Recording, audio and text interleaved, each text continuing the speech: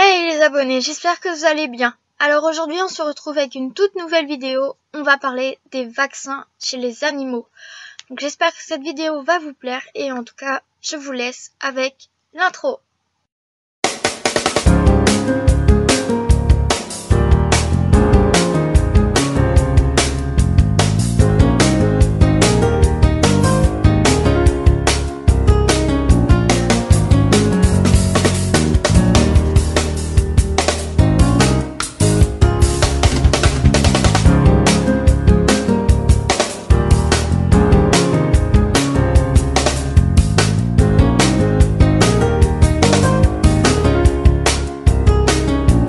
D'abord, à quoi sert un vaccin? Un vaccin sert à protéger l'organisme de certaines maladies. C'est l'introduction d'un germe non activé dans le corps afin de stimuler les défenses naturelles en créant une réaction immunitaire.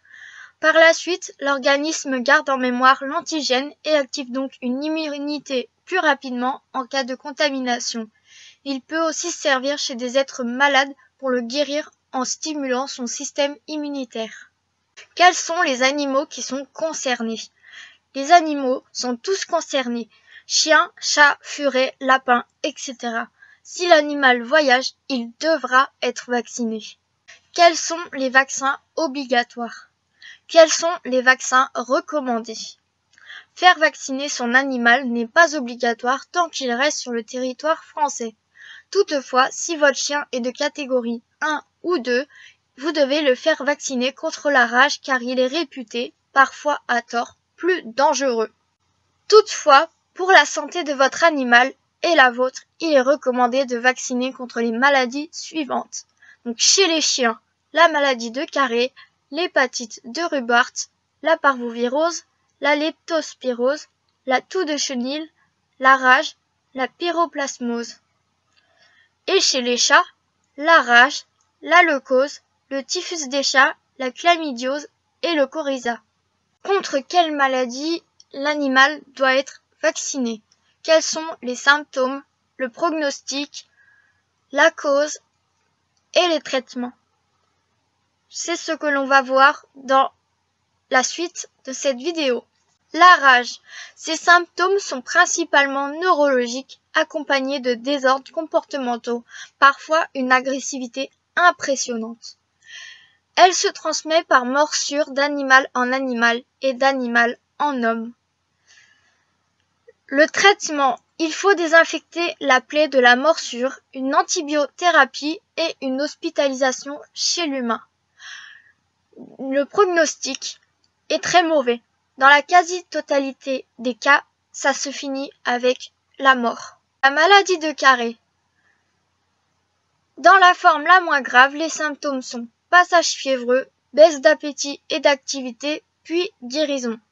Dans la forme grave, conjonctivite, jetage oculaire, jetage nasal, toux, dyspnée, pneumonie, diarrhée, vomissement, vésicule puis pustule cutanée, troubles neurologiques touchant les pattes, le cou, le cerveau avec crise convulsive et les yeux. La cause, elle se transmet par sécrétion corporelle, donc salive, urine, écoulement nasal et oculaire, et les selles. Au niveau du traitement, il n'y a pas de traitement spécifique. Hospitalisation et prise en charge des symptômes des infections secondaires. Perfusion, traitement des symptômes nerveux. Antidiarrhéique, antivomitif, pansement digestif et antibiotiques. Le prognostic. Dans la forme moins grave, la guérison est possible. Dans la forme aiguë, décès sous 2 à 4 semaines. Guérison avec séquelles possibles. Passage à une forme chronique durant 2 à 3 mois. Et attention, même pris en charge, le chien peut mourir. L'hépatite de Rubart. Au niveau des symptômes, on a des signes généraux, de la fièvre, de l'abattement, une déshydratation, des douleurs abdominales. On a aussi des signes respiratoires, toux, jetage nasal, des signes digestifs, vomissements et diarrhée hémorragique, des signes hépatiques, ictère, encéphalopathie hépatique, des signes oculaires, œdème de la cornée, uvéite, glaucome, cécité, des signes nerveux centraux, nystagmus, déplacement en cercle, ataxie, chien qui pousse au mur, convulsion, coma, trouble de la coagulation, pétéchise, ecchymose, saignement périphérique dans la partie du thorax et de l'abdomen, coagulation intravasculaire disséminée que l'on appelle le CIVD. Cause. Elle se transmet par contact oronasal via des sécrétions ou des excrétions. Au niveau des traitements, il n'existe pas de traitement antiviral efficace, néanmoins il y a des traitements de soutien médical, fluidothérapie, antibiothérapie, antinauséeux, alimentation entérale, transfusion de plasma ou de sang total. Il est peut-être nécessaire d'utiliser du lactulose pour les signes neurologiques. Le prognostic. Le prognostic dépend de l'état immunitaire du chien et de la sévérité de la maladie. La forme suraiguë, état de choc, coma et mort dans les 24-48 heures. La forme aiguë, mortalité dans 10 à 30% des cas. La forme chronique, décès survenant de quelques semaines à quelques mois à cause de l'évolution progressive d'une insuffisance hépatique. Le prognostic reste quand même plutôt sombre. La parvovirose. Au niveau des symptômes, on a une fièvre, un abattement, une perte d'appétit, des diarrhées hémorragiques et des vomissements, une hypermotilité intestinale, une invagination mortelle chez les femelles, un effondrement du nombre de globules blancs, une neutropénie entraînant un déficit immunitaire sévère et une myocardite chez les fœtus et les jeunes chiots. La cause. La maladie se transmet en léchant ou en mangeant les selles ou le vomi d'un chien malade et au contact de matériel, vêtements et chaussures contaminés par exemple. Au niveau des traitements, on a un traitement de soutien symptomatique. Réhydratation et rééquilibrage seront donc au centre du traitement, avec pose rapide d'un cathéter intraveineux et mise en place de perfusion de fluide, de glucose et de potassium. Parfois transfusion de sang frais, antivomitif, antiacide et pansement intestinal, antibiotiques indispensables. Le prognostic. La mortalité est forte chez les jeunes chiens âgés de moins de 6 mois. Les adultes résistent mieux mais peuvent mourir aussi ou du moins être sévèrement touchés et nécessiter des soins intensifs et parfois longs avant de s'en sortir. La leptospirose. Les symptômes sont fièvre, abattement, baisse d'appétit, douleur articulaire ou musculaire, gastro-entérique, hémorragique, jetage oculaire et nasal, insuffisance rénale entraînant vomissement, déshydratation, douleur dans la région des reins, des ulcères ou une nécrose de la langue. Dans les cas graves, il n'y a plus d'urine. Dans les cas moins graves, il y a une augmentation de l'urine et de la soif, des ictères, donc de la jaunisse, des nécroses du foie, une hémorragie pulmonaire, des uvéites, une pneumonie, une hépatite, insuffisance rénale chronique, possibilité d'avoir aucun symptôme. Les reins et le foie sont irréversiblement touchés.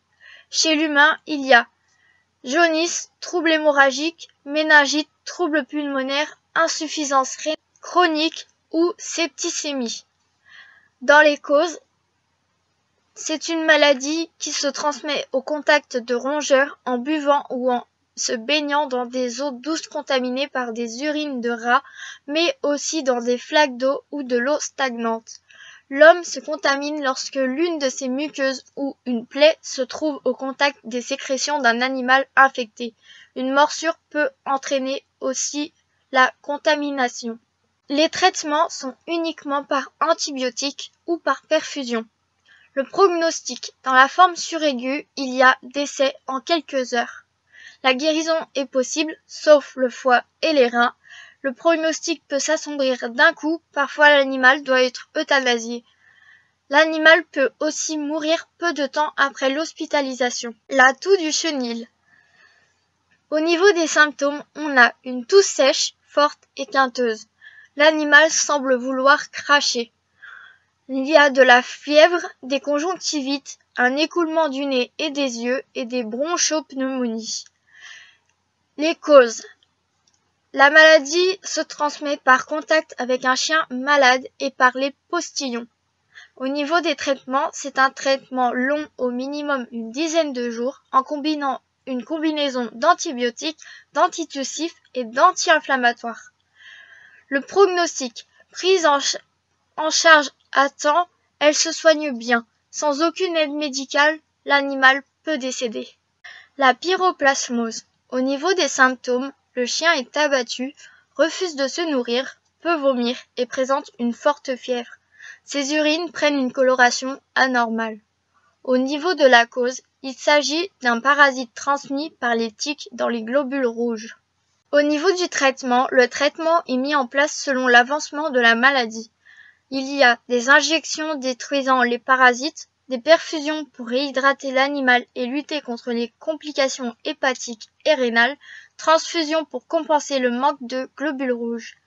Au niveau du prognostic, la maladie est grave et parfois mortelle. Même si le traitement est efficace, la maladie peut entraîner des séquelles niveau rénal et hépatique. La leucose. Au niveau des symptômes, c'est une immunodéficience, une anémie due aux infections opportunistes. Infections souvent respiratoires mais concernant aussi la peau, les yeux, les oreilles, l'appareil urinaire et le sang. La maladie se transmet de chat à chat par morsure et par fluide corporel. Il y a aussi une transmission in utero.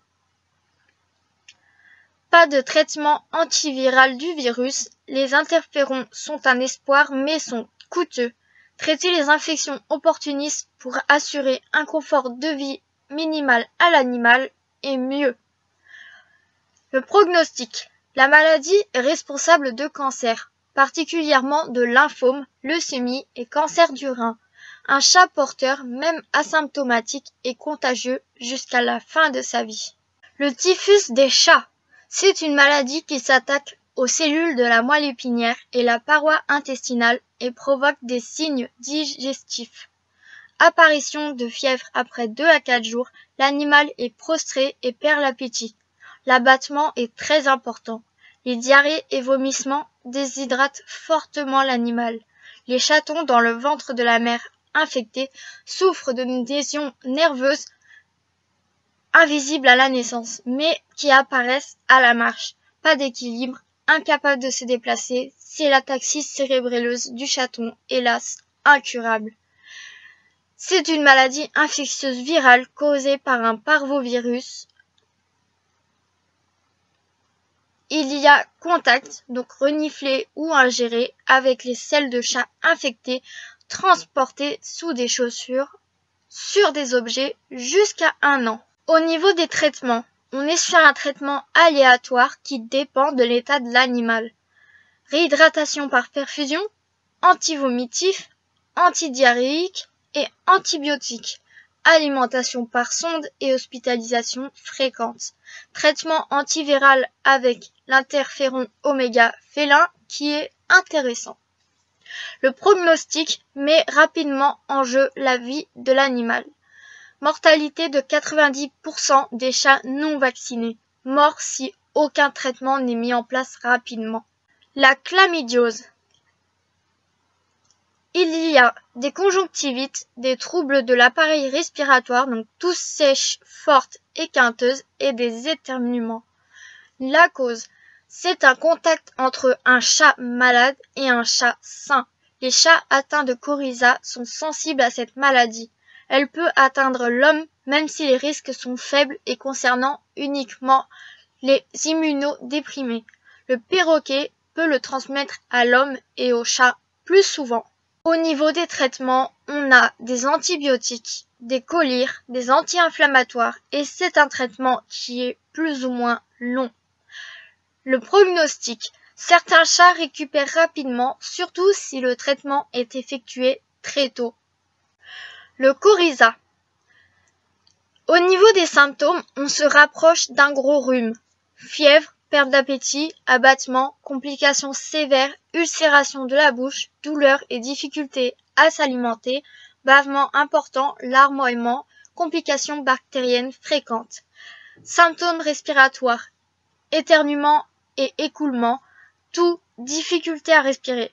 Les problèmes oculaires, conjonctivite, les problèmes buccaux, les ulcères, gingivite, stomatite. Les problèmes généraux, la fièvre, l'abattement, la perte d'appétit et l'inflammation des ganglions du cou.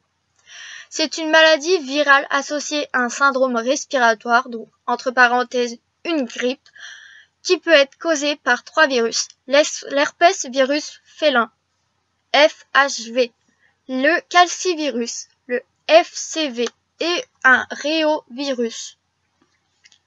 Très contagieuse et se répand rapidement dans une communauté de chats par contact physique direct ou par contact indirect. Par exemple, les éternuements, l'écoulement des yeux et du nez se véhiculent aussi sur les vêtements ou sur les chaussures.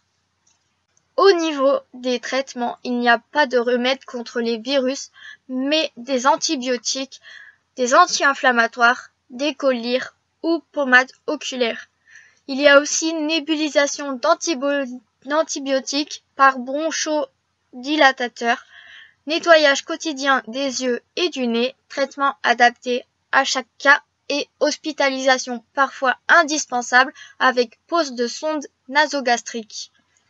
Au niveau du prognostic, les symptômes respiratoires peuvent prendre une tournure telle que l'état se dégrade rapidement.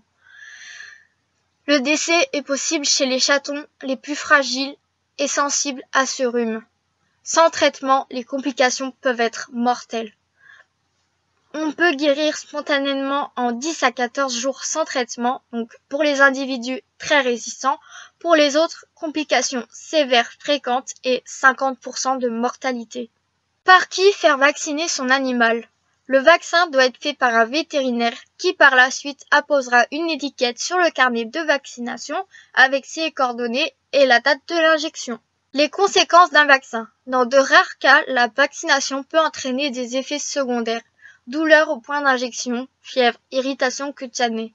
Si c'est le cas, consultez votre vétérinaire. Selon les cas, le vétérinaire peut vous dire que dans les premiers jours, certains symptômes non graves tels que la fatigue et les vomissements peuvent apparaître. S'il vous l'a dit, c'est que ce n'est pas grave. Toutefois, au bout d'un certain temps, il faudra consulter au cas où. Je ne suis pas là pour vous dire si vous devez ou pas faire vacciner votre animal. Il en revient de la responsabilité de chacun. Donc, vous faites votre choix. Et en tout cas, j'espère que cette vidéo vous aura plu et vous aura aidé. N'hésitez pas à aller visiter mes sites que je vous mets dans la description. Vous pouvez également me laisser un pouce bleu, un commentaire, vous abonner à ma chaîne et partager. Et on se dit à dimanche pour de nouveaux contenus. Salut!